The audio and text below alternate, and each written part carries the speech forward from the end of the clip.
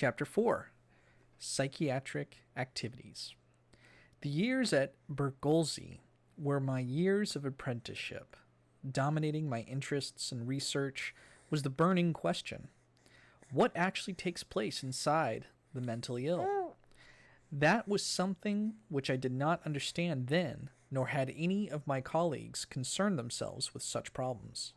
Psychiatry teachers were not interested in what the patient had to say, but rather in how to make a diagnosis or how to describe symptoms and to compile statistics. From the clinical point of view, which then prevailed, the human personality of the patient, his individuality, did not matter at all. Rather, the doctor was confronted with patient X, with a long list of cut and dried diagnoses and a detailing of symptoms. Patients were labeled, rubber stamped with a diagnosis, and for the most part, that settled the matter. The psychology of the mental patient played no role whatsoever.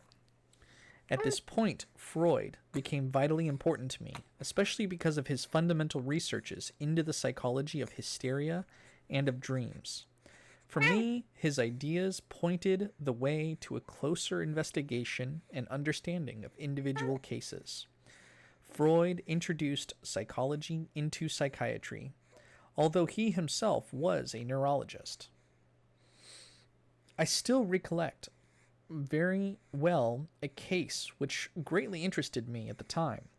A young woman had been admitted to the hospital suffering from melancholia. The examination was conducted with the usual care: amnesia, anamnesis, tests, physical checkups, and so on. The diagnosis was schizophrenia, or dementia praecox, in the phrase of those days. The prognosis, poor. The woman happened to be in my section. At first I did not dare to question the diagnosis. I was still a young man then, a beginner, and would not have had the temerity to suggest another one. And yet the case struck me as strange. I had the feeling that it was not a matter of schizophrenia, but of ordinary depression, and resolved to apply my own method. At the time, I was much occupied with diagnostic association studies, and so I undertook an association experiment with the patient. In addition, I discussed her dreams with her. In this way, I succeeded in uncovering her past, which the anamnesis had not clarified. I obtained information directly from the unconscious, and this information revealed a dark and tragic story. Because the woman married, she had known a man, the son of a wealthy industrialist, in whom all the girls of the neighborhood were interested. Since she was very pretty, she thought her chances of catching him were fairly good, but apparently he did not care for her, and so she married another man. 5 years later, an old friend visited her. They were talking over old times, and he said to her, "When you got married, it was quite a shock to someone. You are Mr. X, the wealthy industrialist's son." That was the moment.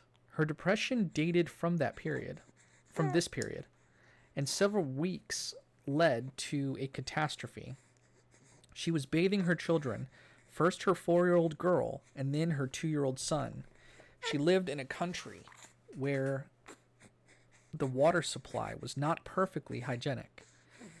There was pure spring water for drinking and tainted water from the river for bathing and washing. While she was bathing the little girl, she saw the child sucking at the sponge, but did not stop her. She even gave her little son a glass of the impure water to drink.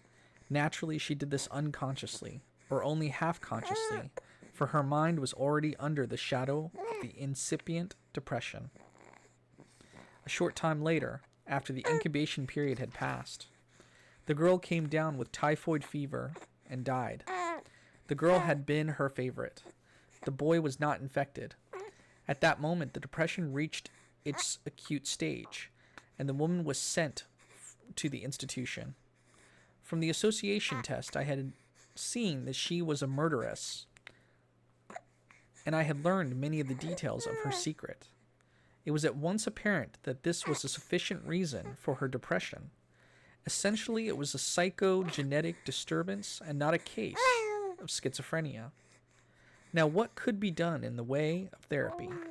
Up to then, the woman had been given narcotics to combat her insomnia and had been under guard to prevent attempts at suicide.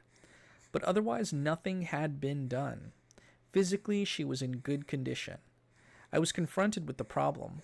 Should I speak openly with her or not? Should I undertake the major operation? I was faced with a conflict of duties altogether, without precedent in my experience. I had a difficult question of conscience to answer, and I had to settle the matter with myself alone.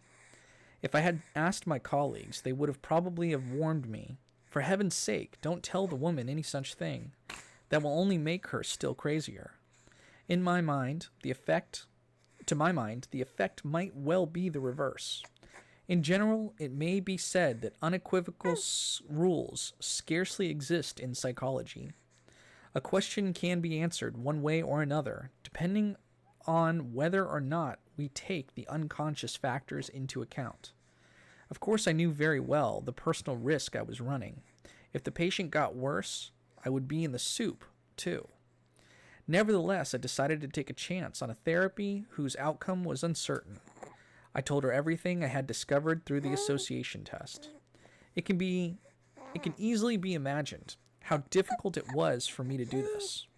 To accuse a person point blank of murder is no small matter, and it was tragic for the patient to have to listen to it and accept it.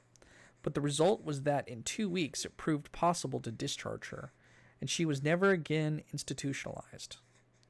There were other reasons that caused me to say nothing to my colleagues about this case.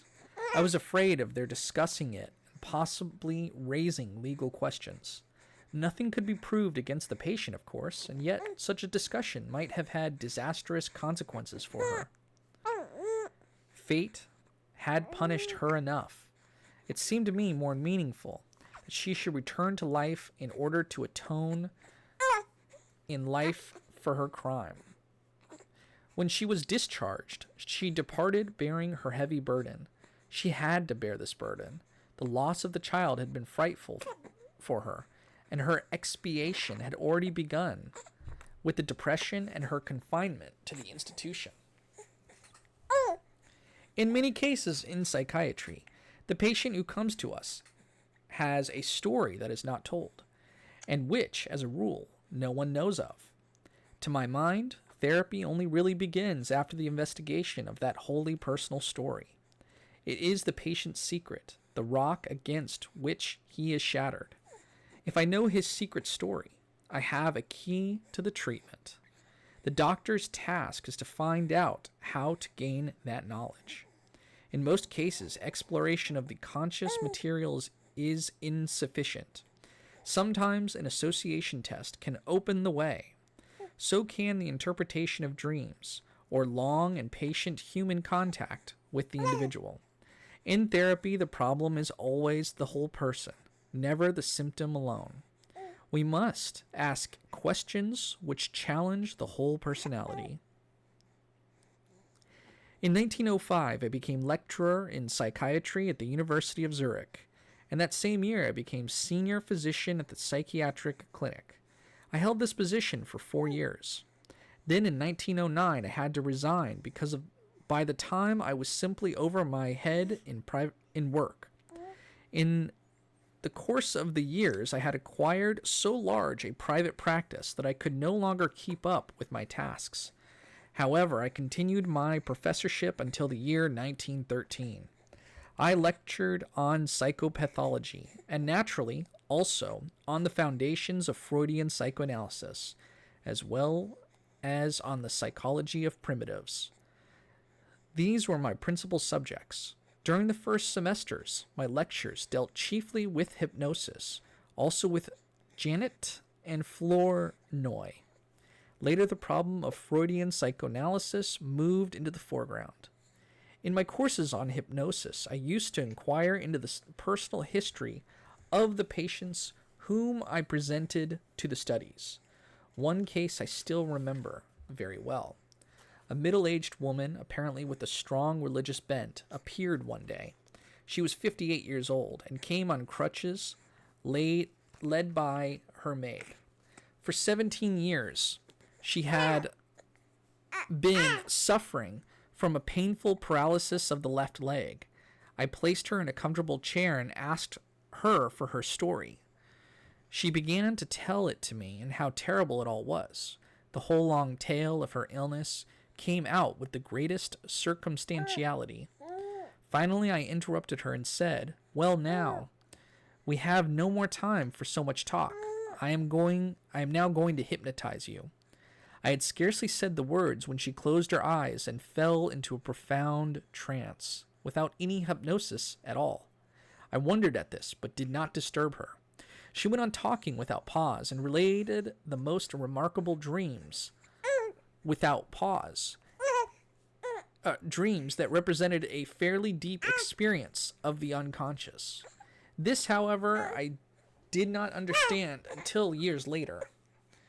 At the time, I assumed she was in a kind of delirium. The situation was gradually growing rather uncomfortable for me. Here were 20 students present to whom I was going to demonstrate hypnosis. After half an hour of this, I wanted to awaken the patient again. She would not wake up. I became alarmed. It occurred to me that I might have inadvertently have probed into a latent psychosis. It took some 10 minutes before I succeeded in waking her. All the while, I dared not let the students observe my nervousness. When the woman came to, she was giddy and confused. I said to her, "I am the doctor, and everything is all right," whereupon she cried out, "But I am cured," threw away her crutches, and was able to walk. Flushed with embarrassment, I said to the students, "Now you've seen what can be done with hypnosis." In fact, I had not the slightest idea what had happened. That was one of the experiences that prompted me to abandon hypnosis. I could not understand what had really happened, but the woman was in fact cured and departed in the best of spirits. I asked her to let me hear from her, since I counted on a relapse in 24 hours at the latest. But her pains did not recur. In spite of my skepticism, I had to accept the fact of her cure. At the first lecture of the summer semester next year, she reappeared. This time she complained of violent pains in the back, which had, she said, begun only recently. Naturally, I asked myself whether there had been some connection with the resumption of my lectures. Perhaps she had read the announcement of the lecture in the newspaper. I asked her when she had read the announcement of the lecture, and I asked her when the pain had started and what had caused it. She could not recall that anything had happened to her at any specific time, nor could she offer the slightest explanation. Finally, I elicited the fact that the pains had actually begun on the day, and at the very hour she saw the announcement in the newspaper. That confirmed my guess, but I still did not see how the miraculous cure had come about. I hypnotized her once more. That is to say, she again fell spontaneously into a trance, and afterward, the pain was gone. Okay. This time I kept her after the lecture in order to find out more about her life. It turned out she had a feeble-minded son who was in my department in the hospital. I knew nothing about this because she bore her second husband's name, and the son was a child of her first marriage. He was her only child. Naturally, she had hoped for a talented and successful son, and it had been a terrible blow when he became mentally ill at an early age. At that time, I was still a young doctor, and represented everything she had hoped her son might become. Her ambitious longing to be the mother of a hero therefore fastened upon me. She adopted me as her son and proclaimed her miraculous cure far and wide. In actual fact, she was responsible for my local fame as a wizard, and since the story soon got around, I was indebted to her for my first private patients. My psychotherapeutic practice began with a mother's putting me in the place of her mentally ill son. Naturally, I explained the whole matter to her, in all its ramifications. She took it very well, and did not again suffer a relapse. This was my first real therapeutic experience, I might say, my first analysis. I distinctly recall my talk with the old lady. She was intelligent and exceedingly grateful that I had taken her seriously and displayed concern for her fate and that of her son. This had helped her. In the beginning, I employed hypnosis in my private practice also, but I soon gave it up because in using one is only groping in the dark. One never knows how long an improvement or a cure will last. And I always had compunctions about working in such uncertainty, nor was I fond of deciding on my own what the patient ought to do. I was much more concerned to learn from the patient himself where his natural bent would lead him. In order to find that out, careful analysis of dreams and of other manifestations of the unconscious were necessary. During the years 1904 to 1905, I set up a laboratory for experimental psychopathology at the Psychiatric clinic. I had a number of students there with whom I investigated psychic reactions, i.e., associations. Franz Ricklin Sr. was my collaborator. Ludwig Binswanger was currently writing his doctoral dissertation on the association experiment in connection with the psychogalvanic effect, and I wrote my paper on the psychological diagnosis of facts. There was also a number of Americans among our associates, including Frederick Peterson and Charles Ricksher. Their papers were published in American journals. It was these association studies which later, in 1909, procured me my invitation to Clark University. I was asked to lecture on my work. Simultaneously and independently of me, Freud was invited. The degree of Doctor of Laws honoris causa was bestowed on both of us. The association experiment and the psychogalvanic experiment were chiefly responsible for my reputation in America. Very soon, many patients from that country were coming to me. I remember well one of the first cases. An American colleague sent me a patient. The accompanying diagnosis read alcoholic neurasthenia. The prognosis called him incurable. My colleague had therefore taken the precaution of advising the patient to see also a certain neurological authority in Berlin, for he expected that my attempt at therapy would lead to nothing. The patient came for consultation, and after I had talked a little with him, I saw that the man had an ordinary neurosis, of whose psychic origins he had no inkling. I made an association test and discovered that he was suffering from the effects of a formidable mother complex. He came from a rich and respected family, had a likable wife and no cares, externally speaking. Only he drank too much. The drinking was a desperate attempt to narcotize himself, to forget his oppressive situation. Naturally, it did not help. His mother was the owner of a large company, and the unusually talented son occupied a leading post in the firm. He really should long since have escaped from his oppressive subordination to his mother, but he could not summon up the resolution to throw up his excellent position. Thus he remained chained to his mother, who had installed him in the business.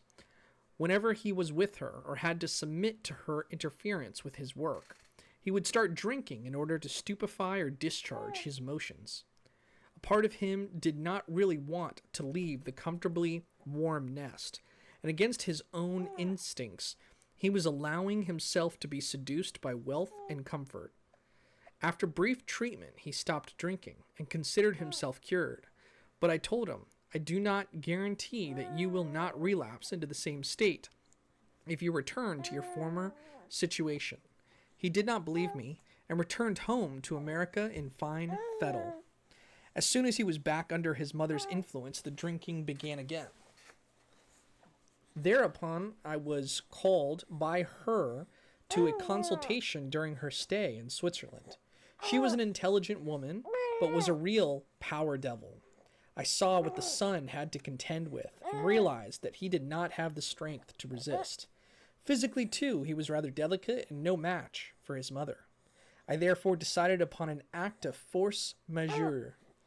Behind his back, I gave his mother a medical certificate to the effect that her son's alcoholism rendered him incapable of fulfilling the requirements of his job.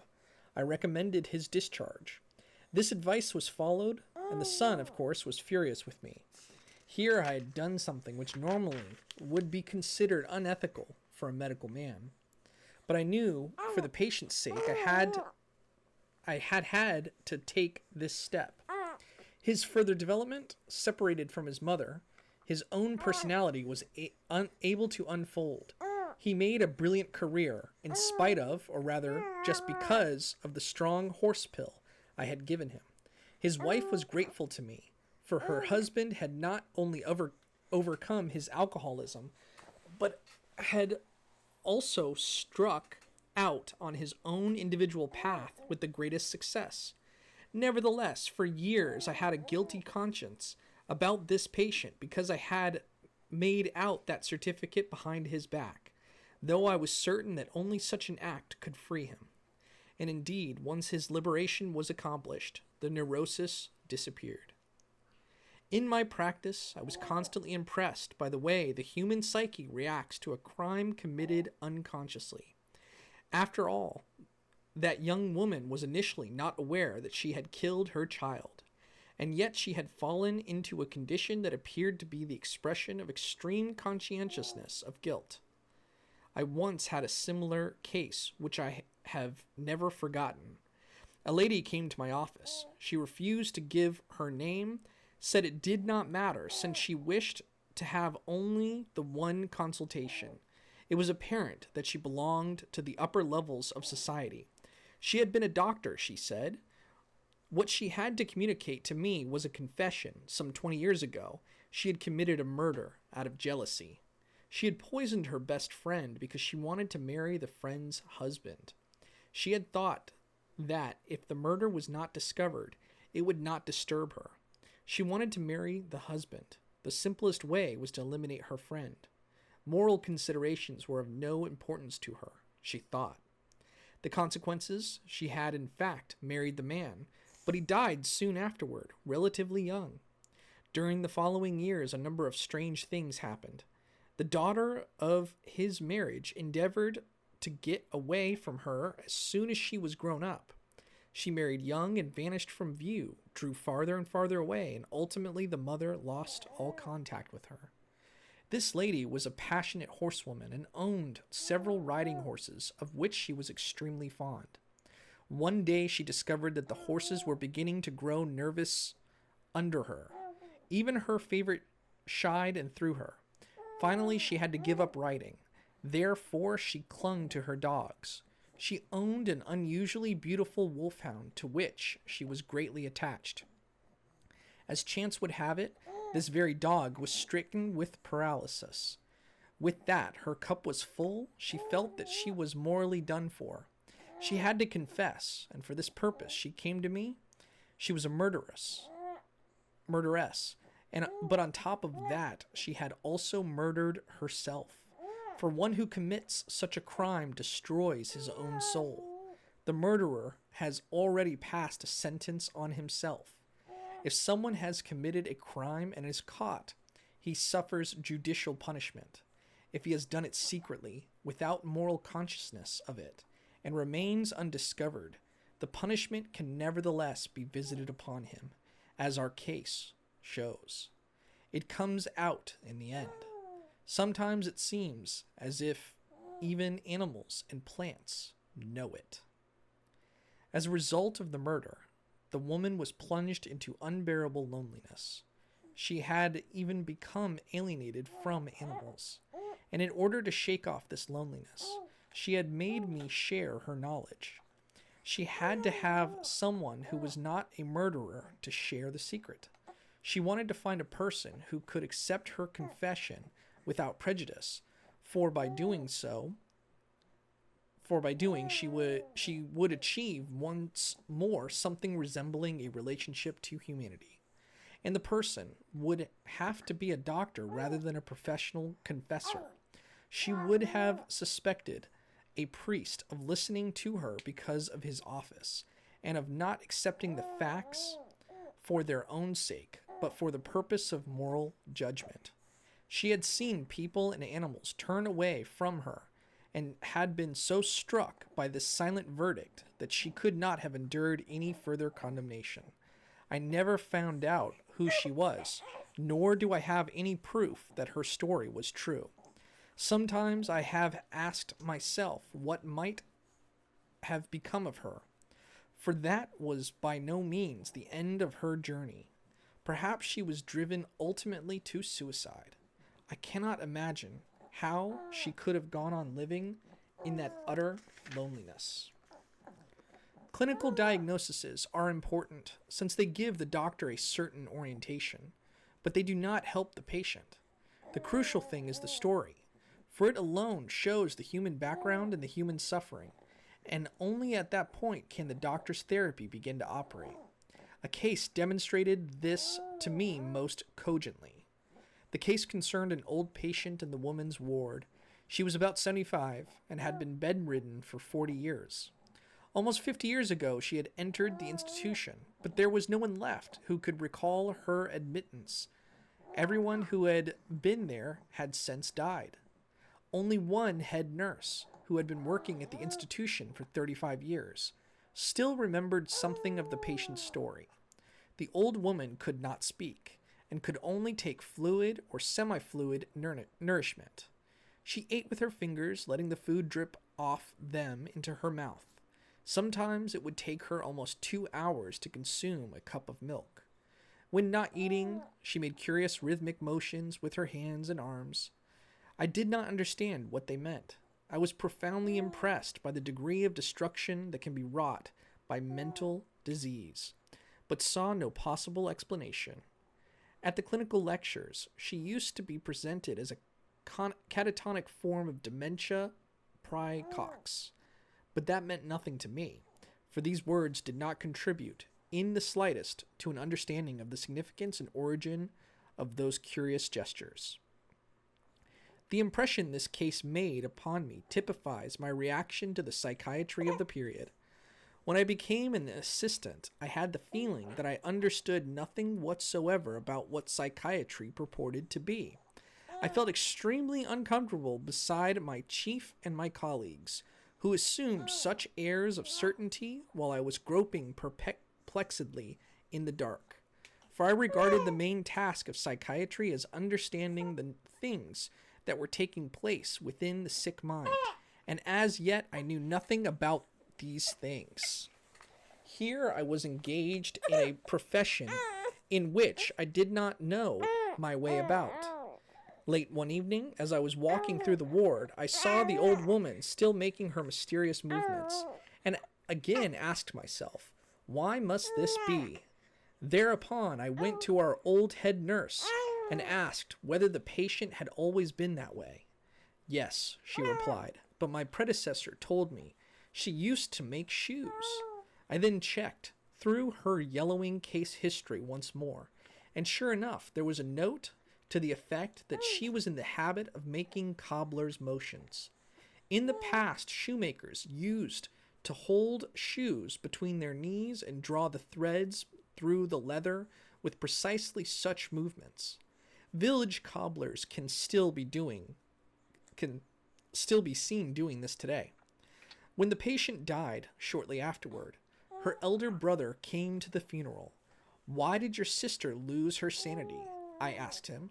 She told me that she had been in love with the shoemaker, who for some reason had not wanted to marry her, and that when he finally rejected her, she had gone off. The shoemaker movements indicated an identification with her sweetheart, which had lasted until her death. This case gave me my first inkling of the psychic origins of dementia praecox. Henceforth, I devoted all my attention to the meaningful connections in a psychosis. Another patient's story revealed to me the psychological background of psychosis, and above all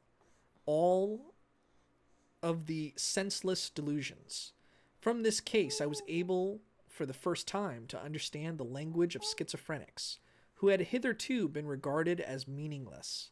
The patient was Babette S., whose story I have published elsewhere.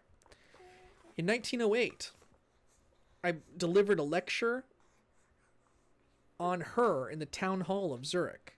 She came out of the old town of Zurich, out of narrow, dirty streets, where she had been born in poverty-stricken circumstances and had grown up in a mean environment.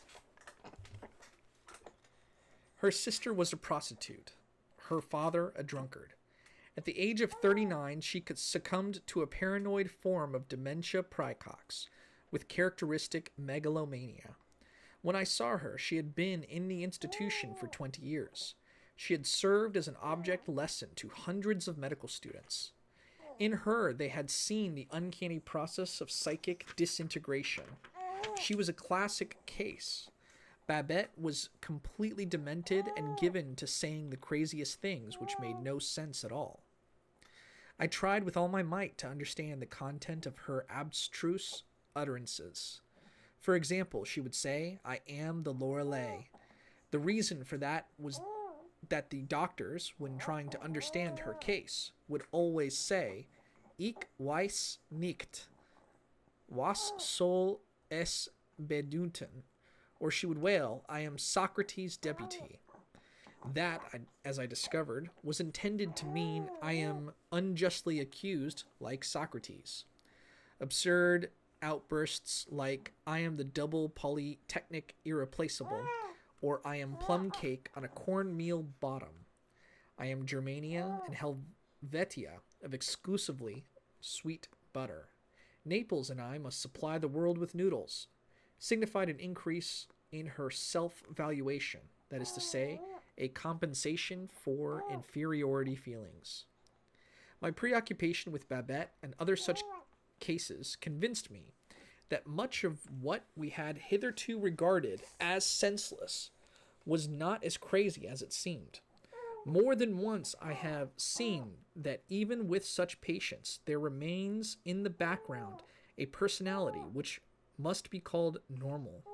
It stands looking on, so to speak. Occasionally, too, this personality, usually by way of voices or dreams, can make altogether sensible remarks and objections.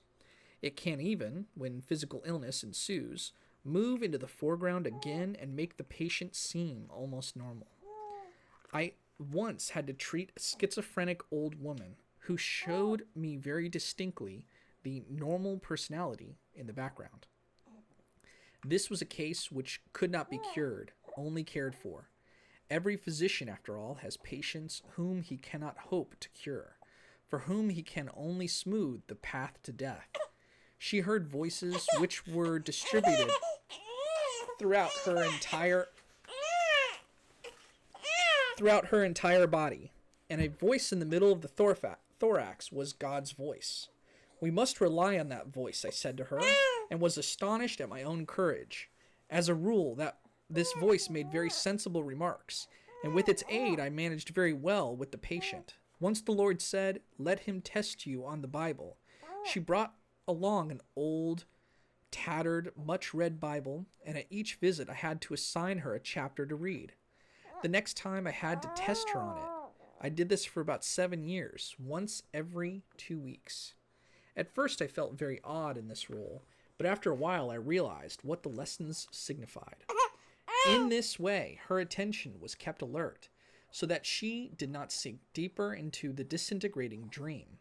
The result was that after some 6 years, the voices which had formerly been everywhere had retired to the left half of her body, while the right half was completely free of them.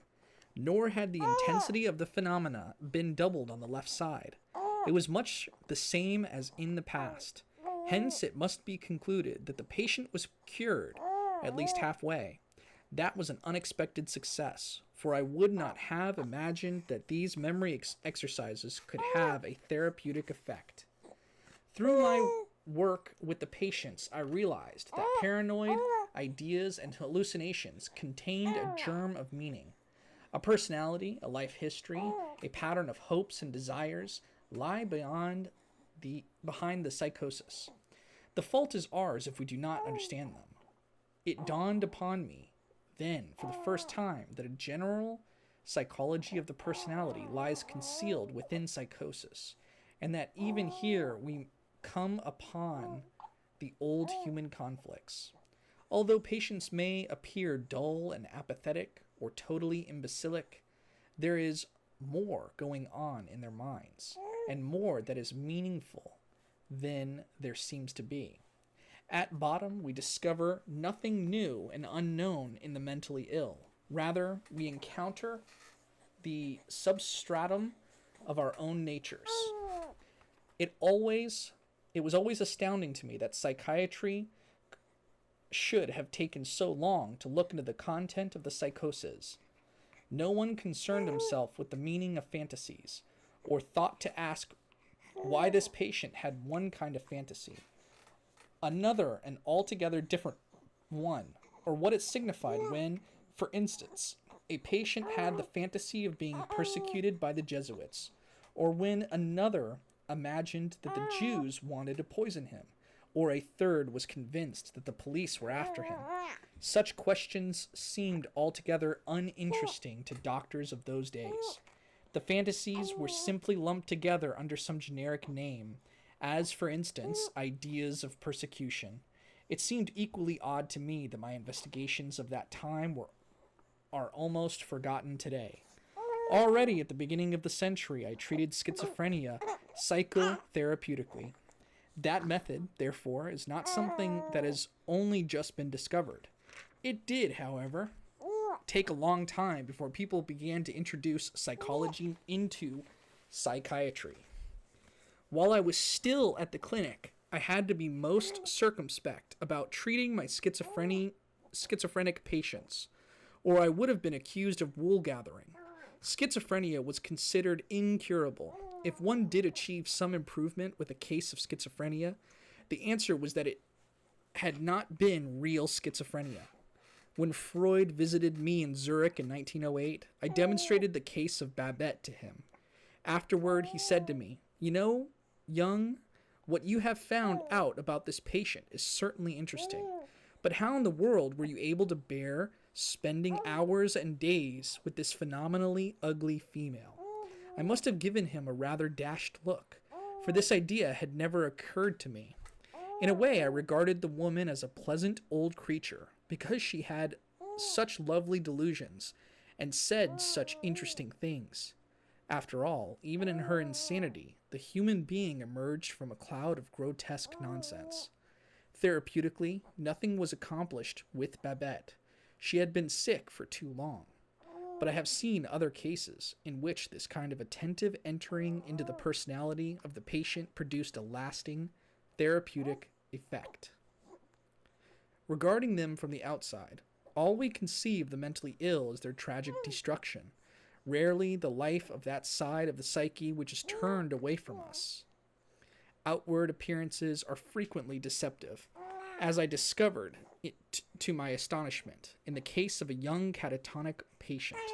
She was 18 years old and came from a cultivated family. At the age of 15, she had been seduced by her brother and abused by a schoolmate. From her 16th year on, she retreated into isolation. She concealed herself from people, and ultimately the only emotional relationship left to her was one with a vicious watchdog which belonged to another family, and which she tried to win over. She grew steadily odder, and at 17 was taken to the mental hospital, where she spent a year and a half. She heard voices, refused food, and was completely mutistic, i.e., no longer spoke. When I first saw her, she was in a typical catatonic state. In the course of many weeks, I succeeded very gradually in persuading her to speak.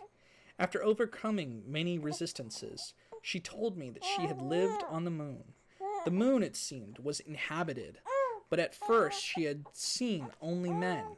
They had at once taken her with them and deposited her in a sublunar dwelling where their children and wives were kept. For on the high mountains of the moon there lived a vampire who kidnapped and killed the women and children, so that the moon people were threatened with extinction. This was the reason for the sublunar existence of the feminine half of the population. My patient made up her mind to do something for the moon people and planned to destroy the vampire. After long preparations, she waited for the vampire on the platform of a tower which had been erected for this purpose. After a number of nights, she at last saw the monster approaching from afar, winging his way toward her like a great black bird. She took her long sacrificial knife, concealed it in her gown, and waited for the vampire's arrival. Suddenly he stood before her. He had several pairs of wings. His face and entire figure were covered by them, so that she could see nothing but his feathers. Wonderstruck, she was seized by curiosity to find out what he really looked like. She approached, hand on the knife. Suddenly the wings opened, and a man of unearthly beauty stood before her. He enclosed her in his winged arms with an iron grip, so she could no longer wield the knife. In any case, she was so spellbound by the vampire's look that she would not have been capable of striking. He raised her from the platform and flew off with her. After this revelation, she was once again able to speak without inhibition, and now her resistances emerged. It seemed that I had stopped her return to the moon. She could no longer escape from the earth. This world was not beautiful, she said, but the moon was beautiful, and life there was rich in meaning. Some time later, she suffered a relapse into her catatonia, and I had to have her taken to a sanatorium. For a while, she was violently insane. When she was discharged after some 2 months, it was once again possible to talk with her. Gradually, she came to see that life on earth was unavoidable. Desperately, she fought against this conclusion and its consequences, and had to be sent back to the sanatorium. Once I visited her in her cell and said to her, "All this won't do you any good. You cannot return to the moon." She took this in silence, and with an appearance of utter apathy. This time, she was released after a short stay and resigned herself to her fate. For a while, she took a job as a nurse in a sanitarium. There was an assistant doctor there who made a somewhat rash approach to her. She responded with a revolver shot. Luckily, the man was only slightly wounded, but the incident revealed that she went about with a revolver all the time. Once before, she had turned up with a loaded gun. During the last interview, at the end of the treatment, she gave it to me. When I asked in amazement what she was doing with it, she replied, "I would have shot you down if you had failed me." When the excitement over the shooting had subsided, she returned to her native town. She married, had several children, and survived 2 world wars in the East, without ever again suffering a relapse. What can be said by way of interpretation of these fantasies? As a result of the incest in which she had been subjected as a girl, she felt humiliated in the eyes of the world, but elevated in the realm of fantasy. She had been transported into a mythic realm, for incest is traditionally a prerogative of royalty and divinities. The consequence was complete alienation from the world, a state of psychosis. She became extra-mundane, as it were, and lost contact with humanity. She plunged into cosmic distances, into outer space, where she met with the winged demon. As is the rule with such things, she projected his figure onto me during the treatment. Thus I was automatically threatened with death, as was everyone who might have persuaded her to return to normal human life. But telling me her story, she had in a sense betrayed the demon, and attached herself to an earthly human being. Hence she was able to return to life and even to marry.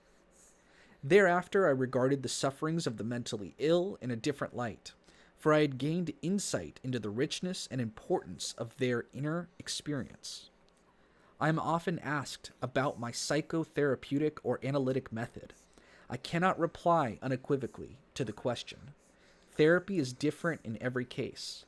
When a doctor tells me that he adheres strictly to this or that method, I have my doubts about his therapeutic effect.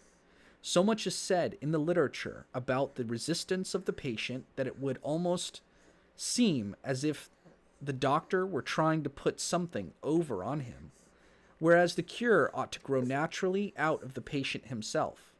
Psychotherapy and analysis are as varied as are human individuals.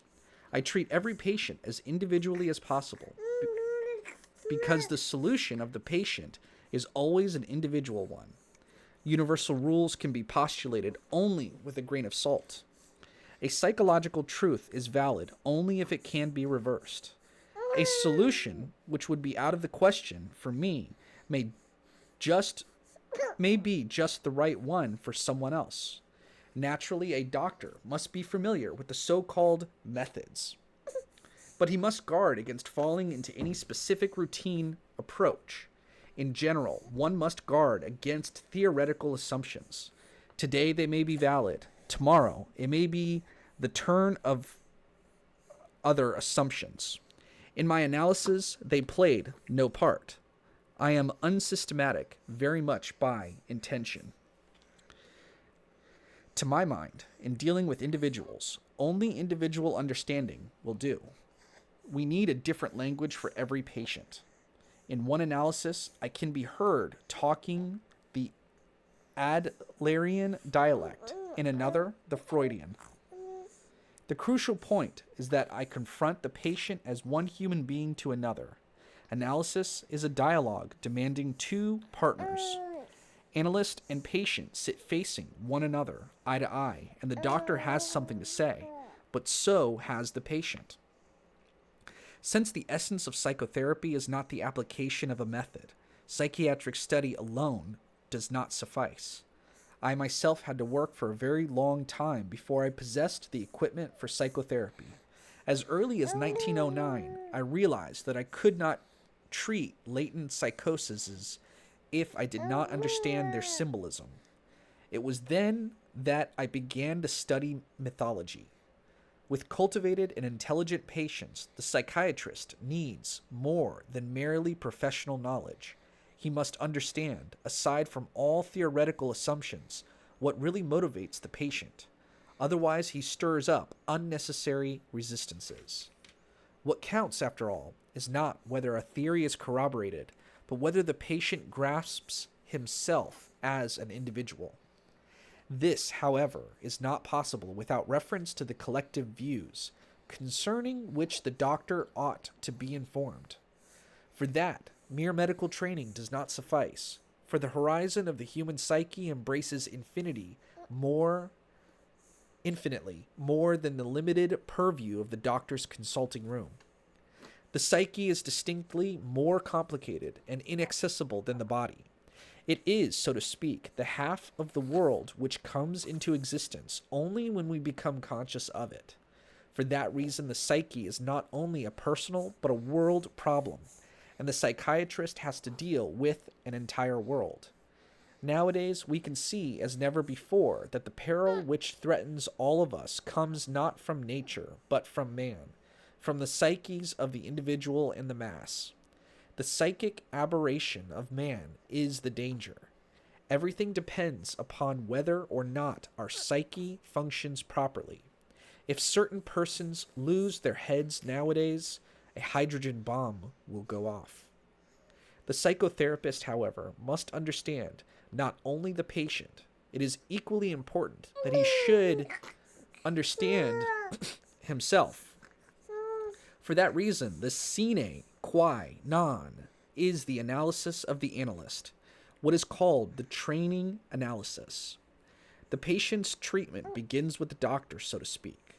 Only if the doctor knows how to cope with himself and his problems will he be able to teach the patient to do the same. Only then. In the training analysis, the doctor must learn to know his own psyche and to take it seriously. If he cannot do that, the patient will not learn either. He will lose a portion of his psyche, just as the doctor has lost that portion of his psyche, which he has not learned to understand. It is not enough, therefore, for the training analysis to consist in acquiring a system of concepts. The analysand must realize that it concerns himself, that the training analysis is a bit of real life and is not a method which can be learned by rote. The student who does not grasp that fact in his own training analysis will have to pay dearly for the failure later on. Though there is treatment known as minor psychotherapy, in any thorough-going analysis, the whole personality of both patient and doctor is called into play. There are many cases which the doctor cannot cure without committing himself. When important matters are at stake, it makes all the difference whether the doctor sees himself as part of the drama or cloaks himself in his authority. In the great crises of life, in the supreme moments when to be or not to be is the question, little tricks of suggestion do not help. Then the doctor's whole being is challenged. The therapist must at all times keep watch over himself, over the way he is reacting to his patient. For we do not react only with our consciousness.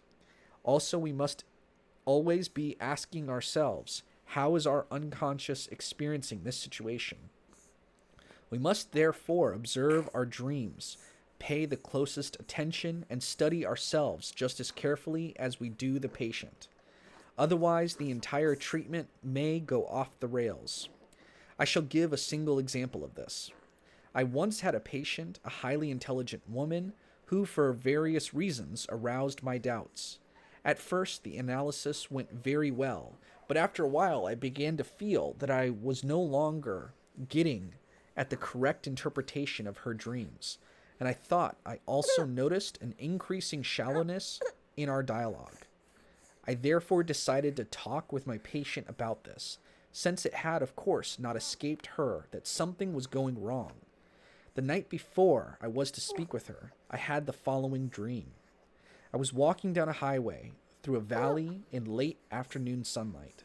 To my right was a steep hill. At its top stood a castle, and on the highest tower there was a woman sitting on a kind of balustrade. In order to see her properly, I had to bend my head far back. I awoke with a crick in the back of my neck. Even in the dream, I had recognized the woman as my patient. The interpretation was immediately apparent to me.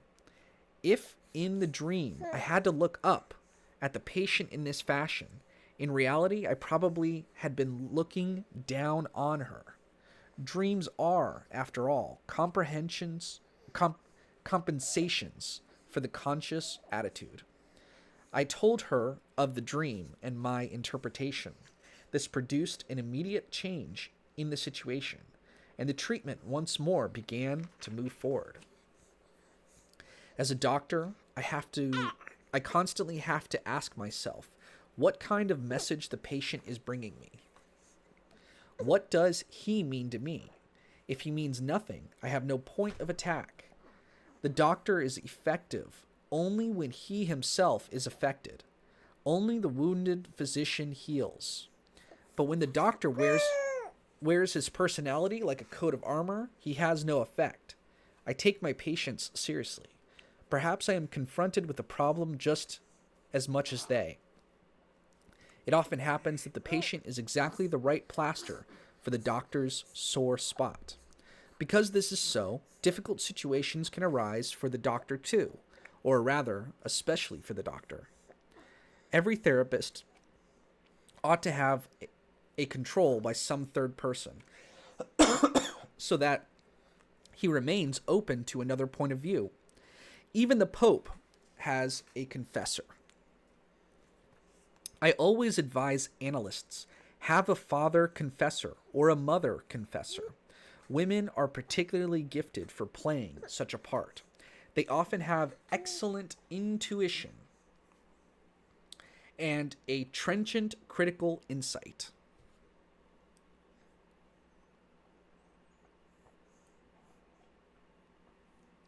And can see what men have up their sleeves, and at times also into men's anima, intrigues. They see aspects that the man does not see. This is why no woman has ever been convinced that her husband is a superman.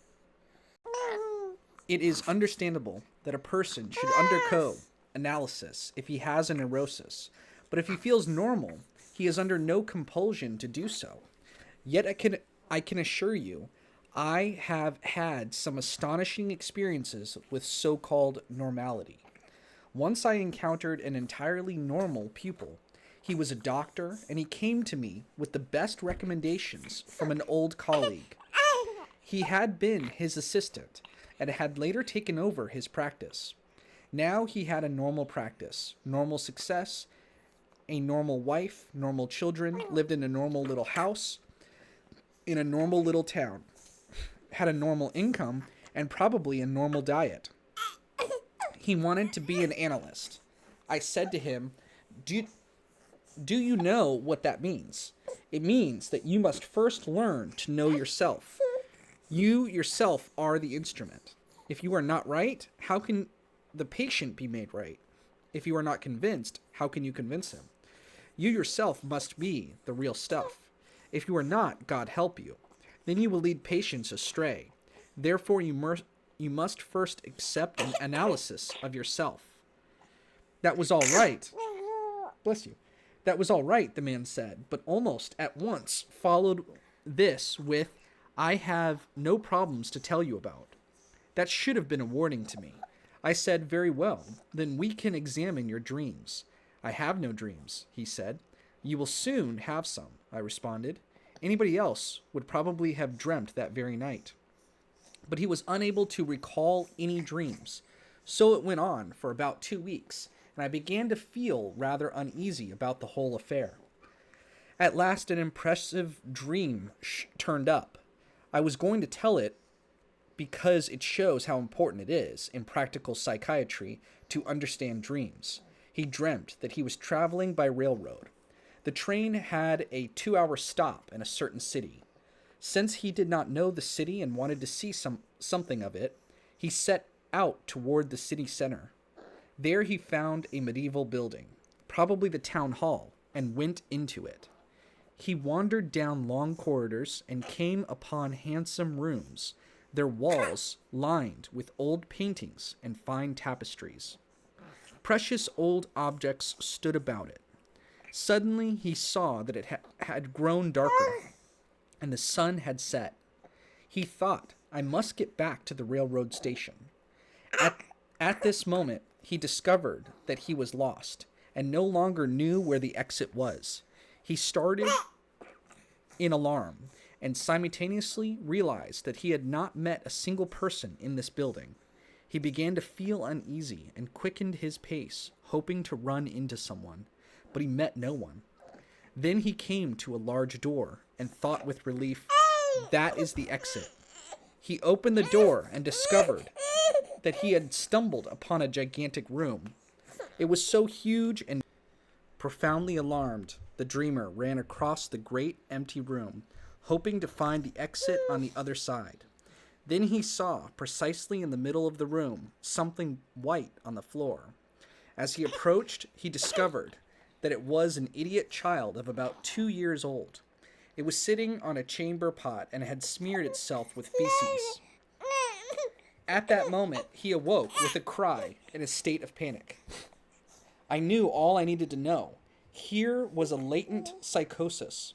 I must say, I sweated as I tried to lead him out of that dream. I had to represent it to him as something quite innocuous and gloss over all the perilous details. What the dream says is approximately this.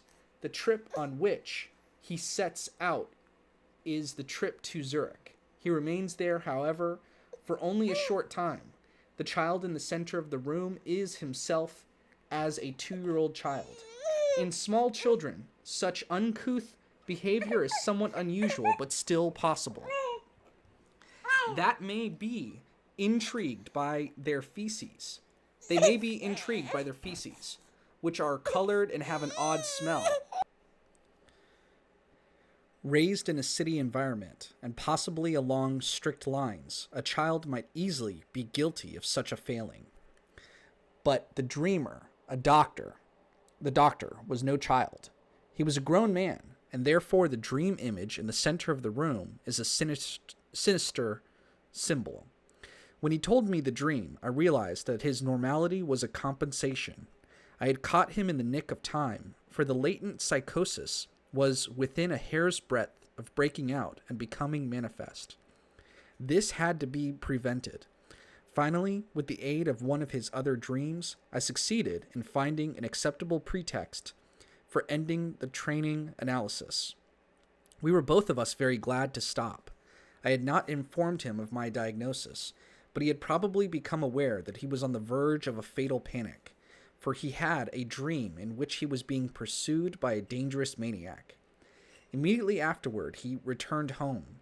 He never again stirred up the unconscious. His emphatic normality reflected a personality which would not have been developed, but simply shattered by a confrontation with the unconscious.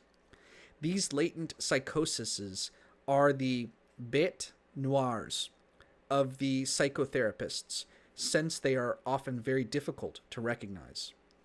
With this, we come to the question of lay analysis.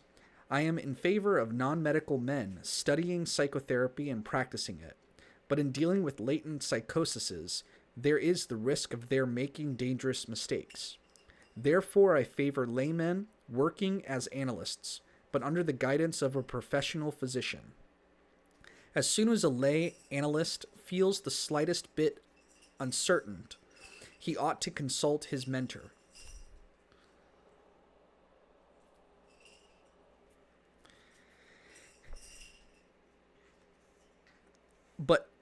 Even for doctors, it is difficult to recognize and treat a latent schizophrenia, all the more so for laymen. But I have repeatedly found that laymen who have practiced psychotherapy for years and who have themselves been in analysis are shrewd and capable. Moreover, there are not enough doctors practicing psychotherapy. For such practice, long and thorough training is necessary, and a wide culture which very few possess. The relationship between doctor and patient, especially when a transference on the part of the patient occurs, or a more or less unconscious identification of doctor and patient, can lead to parapsychological phenomena. I have frequently run into this. One such case, which was particularly impressive, was that of a patient whom I had pulled out of a psychogenic depression. He went back and married, but I did not care for his wife. The first time I saw her, I had an uneasy feeling. Her husband was grateful to me, and I observed that I was a thorn in her side because of my influence over him. It frequently happens that women who do not really love their husbands are jealous and destroy their friendships. They want the husband to belong entirely to them because they themselves do not belong to him. The kernel of all jealousy is lack of love. The wife's attitude placed a tremendous burden on the patient, which he was incapable of coping with. Under its pressure, he relapsed, after a year of marriage, into a new depression. Foreseeing this possibility, I had arranged with him that he was to get in touch with me at once if he observed his spirits sinking. He neglected to do so, partly because of his wife, who scoffed at his moods. I have not heard a word from him. At that time, I had to deliver a lecture in B. I returned to my hotel around midnight. I sat with some friends for a while after the lecture, then went to bed, but I lay awake for a long time. At about 2 o'clock, I must have just fallen asleep. I awoke with a start and had the feeling that someone had come into the room. I even had the impression that the door had been hastily opened. I instantly turned on the light, and there was nothing. Someone might have mistaken the door, I thought, and I looked into the corridor, but it was still as death. Odd, I thought. Someone did come into the room. Then I tried to recall exactly what had happened, and it occurred to me that I had been awakened by a feeling of dull pain, as though something had struck my forehead and then the back of my skull. The following day, I received a telegram saying that my patient had committed suicide. He had shot himself. Later, I learned that the bullet had come to rest in the back wall of the skull. This experience was a genuine synchronistic phenomenon, such as is quite often observed in connection with an archetypal situation, in this case, death. By means of a relativization of time and space in the unconscious, it could well be that I had perceived something which in reality was taking place elsewhere. The collective unconscious is common to all, as is the foundation of what the ancients called the sympathy of all things. In this case, the unconscious had knowledge of my patient's conditions, and all that evening, in fact, I had curiously restive and nervous. I had felt curiously restive and nervous, very much in contrast to my usual mood. I never try to convert a patient to anything, and never exercise any compulsion. What matters most to me is that the patient should reach his own view of things. Under my treatment, a pagan becomes a pagan, and a Christian, a Jew, according to what his destiny prescribes for him. I will recall the case of a Jewish woman who had lost her faith. It began with a dream of mine in which a young girl, unknown to me, came to me as a patient. She outlined her case to me, and while she was talking, I thought, I don't understand her at all. I don't understand what it's all about. But suddenly it occurred to me that she must have an unusual father complex. That was the dream. For the next day, I had down in my appointment book a consultation for 4 o'clock. A young woman appeared. She was Jewish, daughter of a wealthy banker, pretty, chic, and highly intelligent. She had already undergone an analysis, but the doctor required a transference to her and finally begged her not to come to him any more, for if she did, it would mean the destruction of his marriage. The girl had been suffering for years from a severe anxiety neurosis, which this experience naturally worsened. I began with an anamnesis, but could discover nothing special.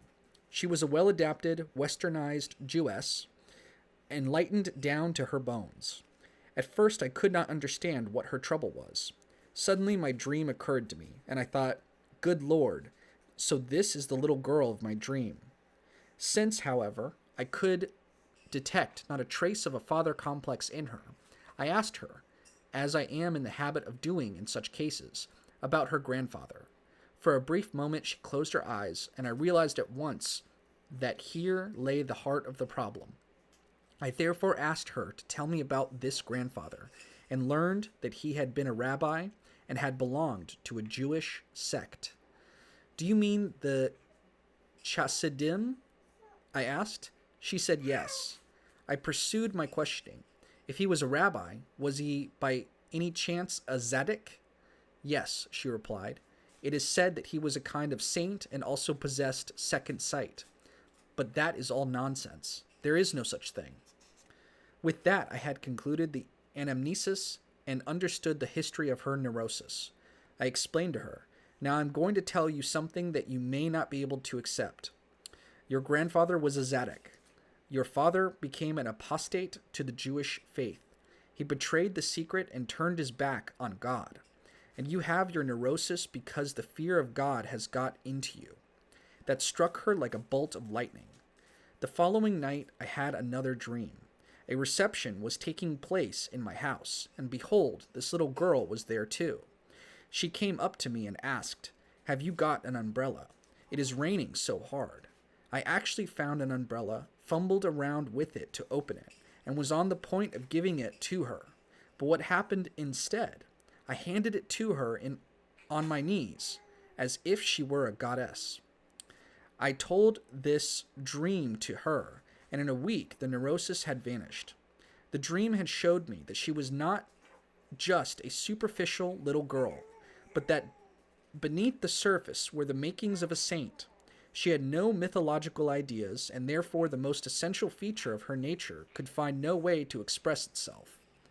All her conscious activity was directed toward flirtation, clothes, and sex, because she knew of nothing else. She knew only the intellect and lived a meaningless life.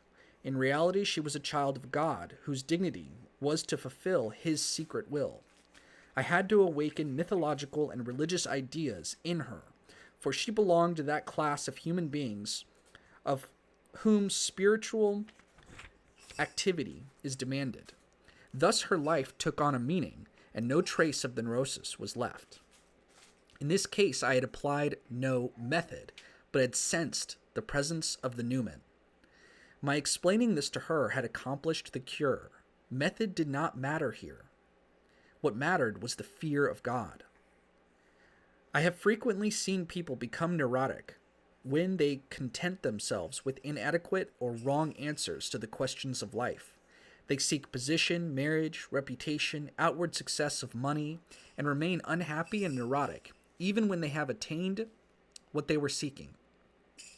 Such people are usually confined within too narrow a spiritual horizon. Their life has not sufficient content, sufficient meaning.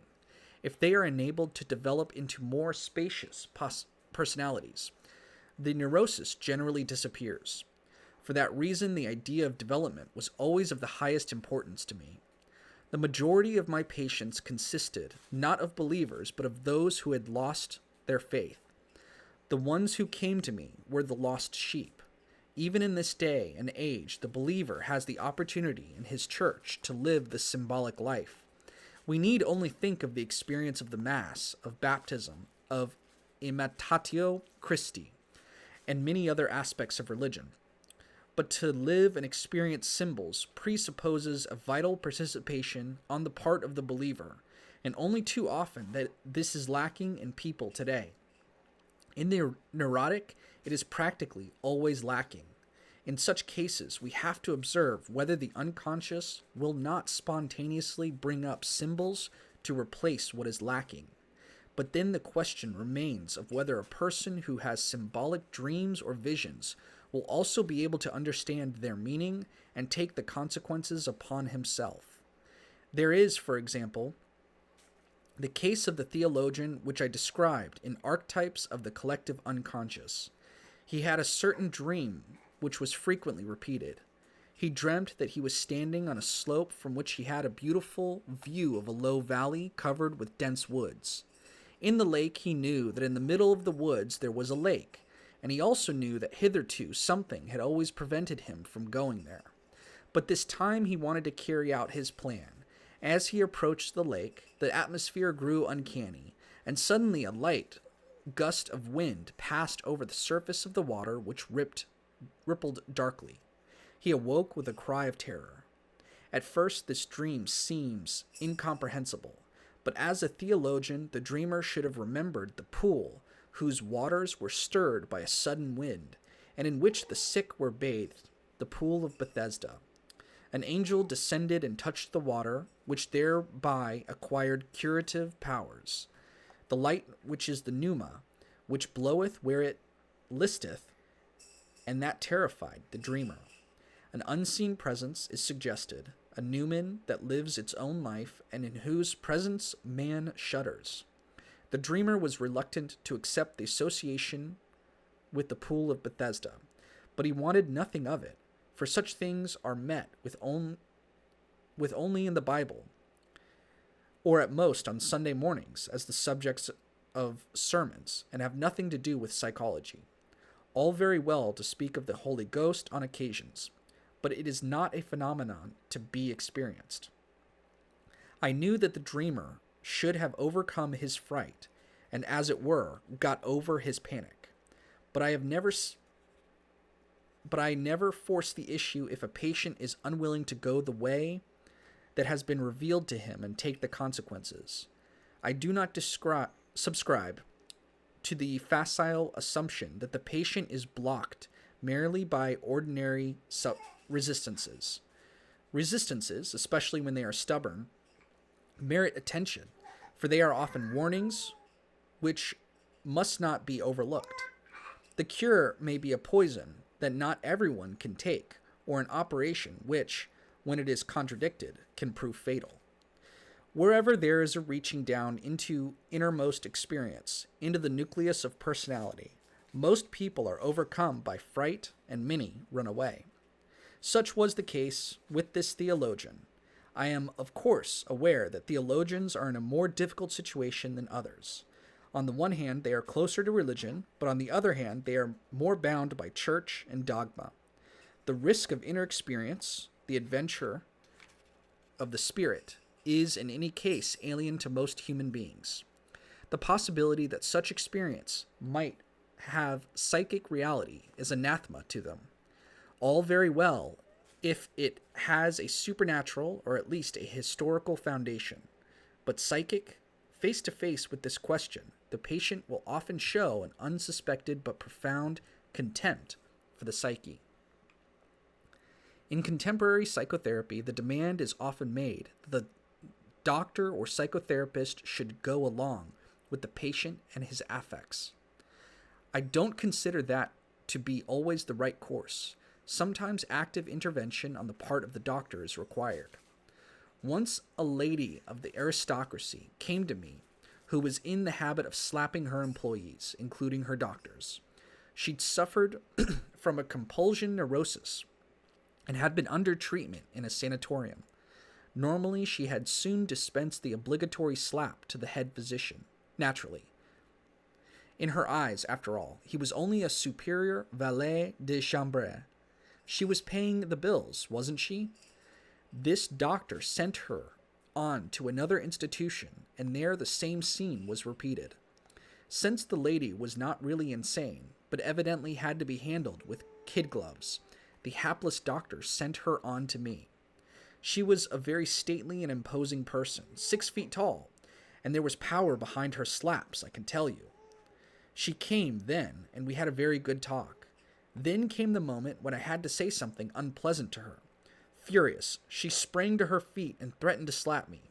I, too, jumped up and said to her, "Very well, you are the lady. You hit first. Ladies first." But then I hit back, and I meant it. She fell back onto her chair and deflated before my eyes. "No one has ever said that to me before," she protested, and from that moment on, the therapy began to succeed. What this patient needed was a masculine reaction. In this case, it would have been entirely wrong to go along. That would have been worse than useless. She had a compulsion neurosis because she could not impose moral restraint upon herself. Such people must then have some other form of restraint, and along came the compulsive symptoms to serve the purpose. Years ago, I drew up statistics on the results of my treatments. I no longer recall the figures exactly, but on a conservative estimate, a third of my cases were not really cured, a third considerably improved, and a third not essentially influenced. But it is precisely the unimproved cases which are the hardest to judge, because many things are not realized and understood by the patient until years afterward, and only then can they take effect. How often former patients have written to me, "I did not realize what it was really all about until 10 years after I had been with you." I have had a few cases who ran out on me. Very rarely indeed have I had to send a patient away, but even among them were some who later sent me positive reports. That is why it is often so difficult to draw conclusions as to the success of a treatment.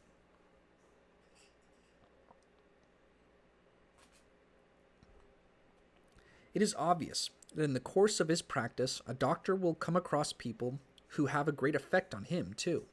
He meets personalities who, for better or worse, never stir the interest of the public, and who nevertheless, or for that very reason, possess unusual qualities, or whose destiny it is to pass through unprecedented developments and disasters.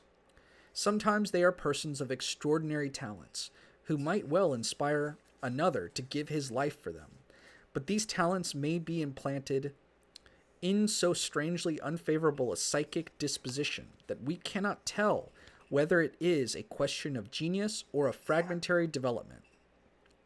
Frequently, too, in this unlikely soil, there flower rare blossoms of the psyche which we would never have thought to find in the flatlands of society. For psychotherapy to be effective, a close rapport is needed, so close that the doctor cannot shut his eyes to the heights and depths of human suffering. This rapport consists, after all, in a constant comparison and mutual comprehension, in the dialectical confrontation of two opposing psychic realities. If for some reason these mutual impressions do not impinge on each other, the psychotherapeutic process remains ineffective, and no change is produced. Unless both doctor and patient become a problem to each other, no solution is found. Among the so-called neurotics of our day, there are a good many who, in other ages, would not have been neurotic, that is, divided against themselves. If they had lived in a period and in a milieu in which man was still linked by myth with the world of the ancestors, and thus with nature truly experienced and not merely seen from outside, they would have been spared this division with themselves. I am speaking of those who could not tolerate the loss of myth, and who could neither find a way to a merely exterior world, to the world as seen by science, nor rest satisfied with an intellectual juggling with words, which has nothing whatsoever to do with wisdom. These victims of the psychic dichotomy of our time are merely optional neurotics. Their apparent morbidity drops away the moment of the gulf between the ego and the unconscious is closed. The doctor who has felt this dichotomy to the depths of his being will also be able to reach a better understanding of the unconscious psychic processes, and will be saved from the danger of inflation to which the psychologist is prone. The doctor who does not know from his own experience the numinosity of the archetypes will scarcely be able to escape their negative effect when he encounters it in his practice. He will tend to over or underestimate it, since he possesses only an intellectual point of view but no empirical criterion. This is where those perilous aberrations begin, the first of which is the attempt to dominate everything by the intellect. This serves the secret purpose of placing both doctor and patient at a safe distance from the archetypal effect, and thus from real experience, and of substituting for psychic reality an apparently secure, artificial, but merely two-dimensional conceptual world in which the reality of life is well covered up by so-called clear concepts. Experience is stripped of its substance, and instead mere names are substituted, which are henceforth put in the place of reality. No one has any obligations to a concept. That is what is so agreeable about conceptuality. It promises protection from an experience. The spirit does not dwell in concepts, but in deeds and in facts. Words butter no parsnips. Nevertheless, this futile procedure is repeated ad infinitum. In my experience, therefore, the most difficult as well as the most ungrateful patients, apart from habitual liars, are the so-called intellectuals. With them, one hand never knows what the other hand is doing. They cultivate a compartment psychology. Anything can be settled by an intellect that is not subject to the control of feeling, and yet the intellectual still suffers from a neurosis if feeling is undeveloped. From my encounters with patients and with the psychic phenomenon which they have paraded before me in an endless stream of images, I have learned an enormous amount, not just knowledge, but above all insight into my own nature, and not the least of what I have learned has come from my errors and defeats. I have had mainly women patients, who often entered into the work with extraordinary conscientiousness, understanding, and intelligence. It was essentially because of them that I was able to strike out on new paths in therapy. A number of my patients became my disciples in the original sense of the word, and have carried my ideas out into the world. Among them, I have made friendships that have endured decade after decade. My patients brought me so close to the reality of human life that I could not help learning essential things from them. Encounters with people of so many different kinds and so many different psychological levels have been, for me, incomparably more important than fragmentary conversations with celebrities. The finest and most significant conversations of my life were anonymous.